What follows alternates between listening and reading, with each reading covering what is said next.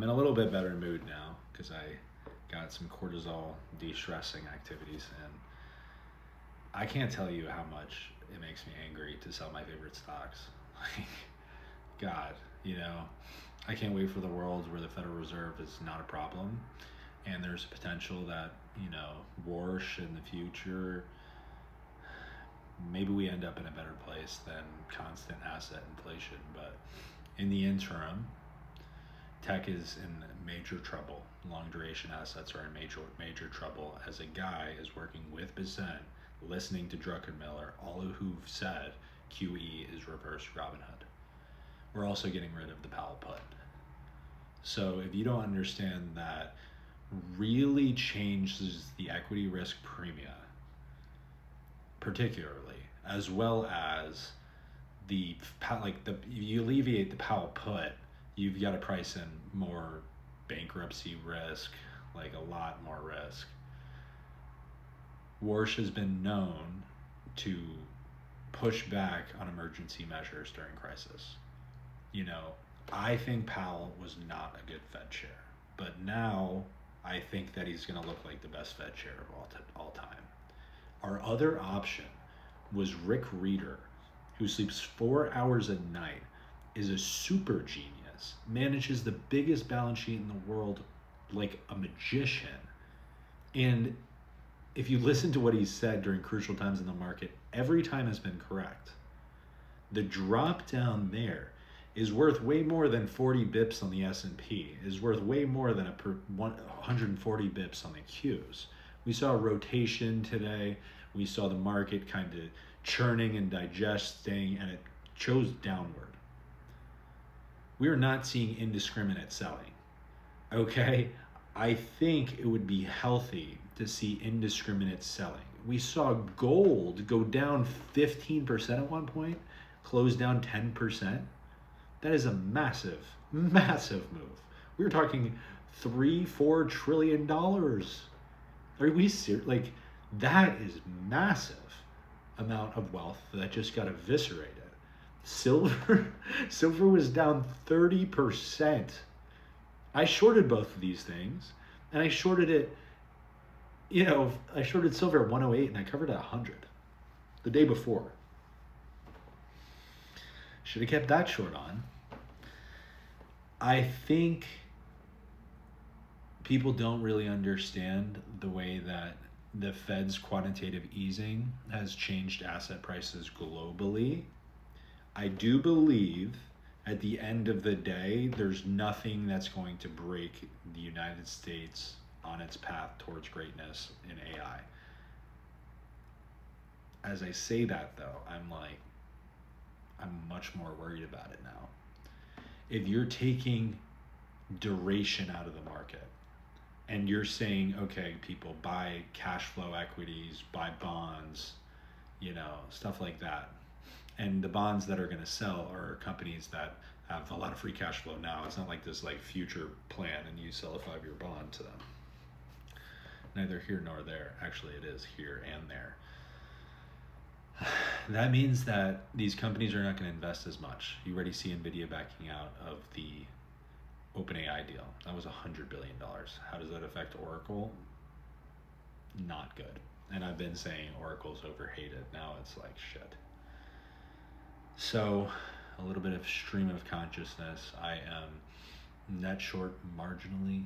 If I try to make a lot of money to the downside, I'm in trouble. But having said that, that's just because my puts spiked. And I was trimming some and I took some profit, when the Qs were at 619. I wouldn't be surprised to see a gap down. We got the bull case today. We got the bull case on Warsh, I'm sure more people are going to come out and say that they like him. But now it's time for the bear case. Very few people knew who this guy was. Everyone was ready to go that promoted him and backed him to get into this seat. I don't know many people that were ready to go with like a full view on what this would mean for markets. And because I did, I got some alpha today. I was still down. It's tough when your longs go down more than their beta, but I bought puts, I de-risked, and I hated every minute of it.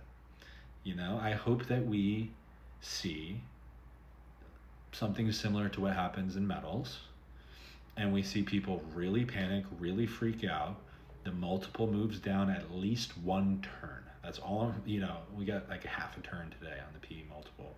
You know, realistically, the way that the macro, you know, the Fed environment, the monetary policy environment has just changed. I think you have to wipe several turns off of multiples in order to account for the new dynamic. I don't think it's going to happen. Quite frankly, here's my view right now. Again, it can change at any point in time.